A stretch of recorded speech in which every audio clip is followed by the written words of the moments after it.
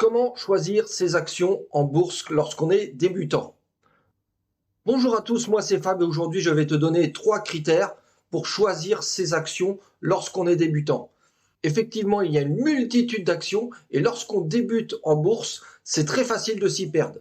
Donc je vais te donner quelques critères très simples que tu dois suivre lorsque tu débutes en bourse.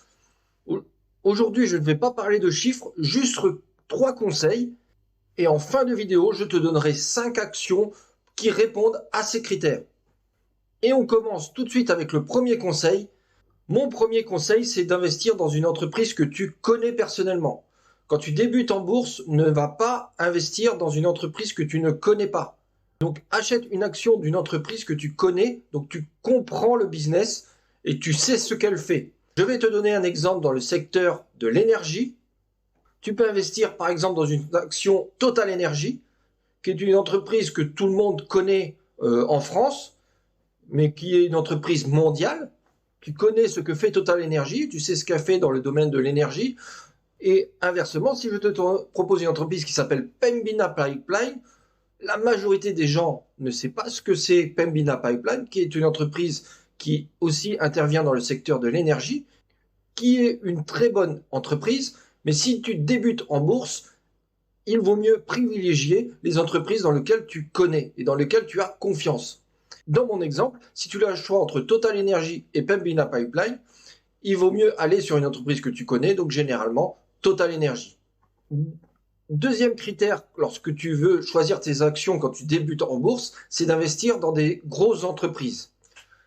Des grosses marques également que tout le monde connaît, mondialement connues, des entreprises qui sont leaders dans leur secteur, qui sont tellement grosses qu'elles sont trop grosses, entre guillemets, pour couler. Je te donne l'exemple de Coca-Cola. Coca-Cola, c'est une très grosse entreprise, mondialement connue, tout le monde connaît, et donc par conséquent, tu réduis les risques puisque c'est tellement gros Coca-Cola qu'il y a peu de chances que Coca-Cola demain fasse faillite. Mon troisième critère, c'est de se poser la question, lorsque tu investis dans une entreprise, est-ce qu'elle sera là dans 10 ans? C'est-à-dire, est-ce qu'il y a un besoin intemporel? Est-ce que cette entreprise va durer toujours?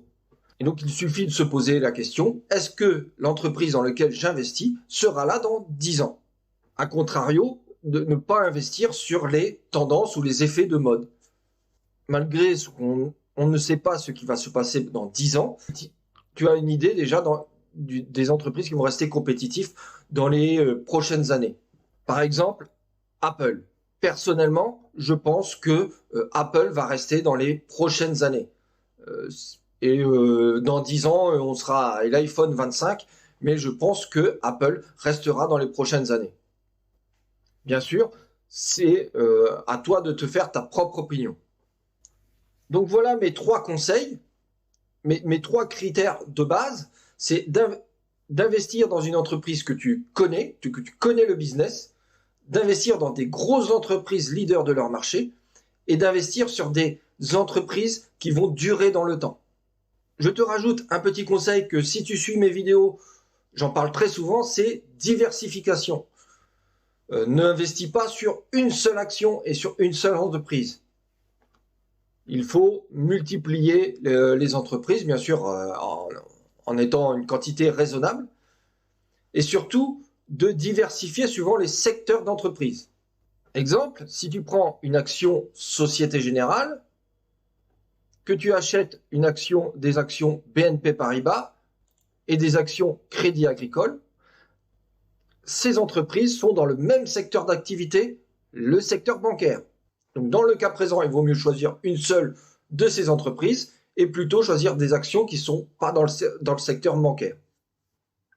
Et je vais te prendre l'exemple récent de cette semaine où le marché de la bourse s'est plutôt très bien comporté, mais où le secteur pharmaceutique, toutes les entreprises pharmaceutiques ont baissé, où la majorité des actions ont pris de la valeur. Les actions des secteurs pharmaceutiques ont plutôt baissé, telles que Sanofi, Johnson & Johnson, Pfizer, etc., etc. Donc, c'est la raison pour laquelle il faut se diversifier dans les entreprises, mais aussi se diversifier dans les différents secteurs d'activité. Et donc, comme promis, je vais te donner 5 actions qui répondent à différents critères que je viens de te dire. Première action, Caterpillar, l'un des leaders sur les machines industrielles. Si on voit l'action de Caterpillar depuis 85, l'action valait 5 $, et aujourd'hui elle en vaut 236 $. C'est une entreprise en constante évolution. Elle verse le dividende. Pour rappel, le dividende, c'est une part du bénéfice de l'entreprise. Et donc Caterpillar verse son dividende depuis plus de 40 ans sans interruption. Donc c'est une entreprise costaud, leader sur son secteur d'activité. Deuxième action qui répond à mes critères, c'est Colgate-Palmolive. Tout le monde connaît Colgate-Palmolive, les dentifrices, les shampoings, tout ce qui est produits d'entretien corporel. Donc c'est une entreprise très costaud. Il y aura toujours des besoins dans ce secteur d'activité. Et Colgate-Palmolive est l'un des leaders de ce secteur d'activité. Quand on se penche sur l'action de Colgate-Palmolive, en 1984, elle faisait 2 $, et aujourd'hui, elle en vaut 74 $. Là aussi, une entreprise qui verse son dividende sans interruption depuis plus de 30 ans. Colgate-Palmolive, l'un des leaders sur le marché des produits d'entretien corporel. Troisième action, AT&T.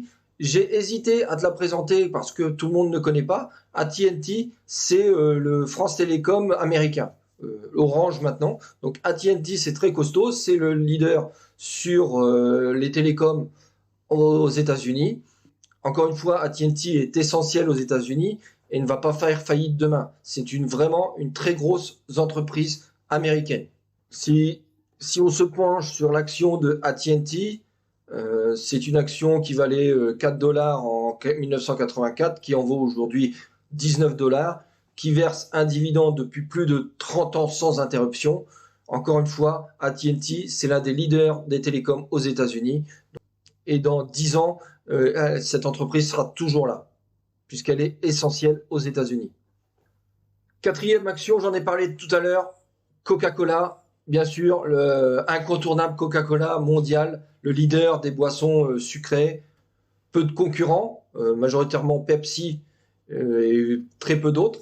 Donc Coca-Cola, c'est une entreprise mondialement connue. On va voir ce que ça donne au niveau de son action. Donc au niveau de l'action Coca-Cola, on voit également une belle progression de l'action, une action qui vaut aujourd'hui 61 $. Coca-Cola verse un dividende sans interruption depuis 40 ans. Coca-Cola répond parfaitement aux critères dont j'ai évoqué dans cette vidéo. Une grosse entreprise, leader sur son marché, que tout le monde connaît. Donc Coca-Cola, vraiment une action solide. Les produits Coca-Cola seront là encore là dans plusieurs années. Donc vraiment, c'est vraiment une entreprise très costaud. Dernière action qui répond à mes critères, McDonald's. Bien sûr, tout le monde connaît McDonald's, le leader du fast-food, de la restauration rapide. Là aussi, je ne pense pas que McDonald's va s'écrouler demain. Alors, particularité de McDonald's, tout le monde pense qu'ils ne font que de la restauration rapide, mais c'est aussi une entreprise immobilière. Pour te résumer, les restaurants McDonald's sont franchisés. McDonald's achète le terrain et il loue le terrain aux franchisés. Donc, quelque part, ça devient une société aussi immobilière. Et l'un des principaux revenus de McDonald's ne sont pas forcément les revenus dus à la restauration, mais plutôt à l'immobilière, à la location de ces terrains où sont les restaurants McDonald's. Au niveau de l'action McDonald's, vous voyez une très bonne évolution avec une action qui vaut aujourd'hui autour de 270 $. Encore une entreprise qui distribue un dividende depuis plus de 40 ans. Voilà pour les 5 actions qui répondent parfaitement à leurs critères. Ce sont 5 entreprises qui évoluent dans des secteurs différents, qui sont leaders dans leur secteur depuis de nombreuses années, qui dans le futur seront toujours présentes, que la plupart des personnes connaissent. Je te rappelle juste que je ne suis pas conseiller en investissement, je te partage juste quelques conseils. Toi aussi, dis-moi en commentaire tes conseils et tes critères pour choisir ces actions pour quelqu'un qui débute en bourse. Je te prépare une prochaine vidéo sur choisir les actions, mais on va s'intéresser aux chiffres des entreprises. Et pour être au courant de cette prochaine vidéo ainsi que mes futures vidéos, n'oublie pas de t'abonner et de cliquer sur la cloche des notifications.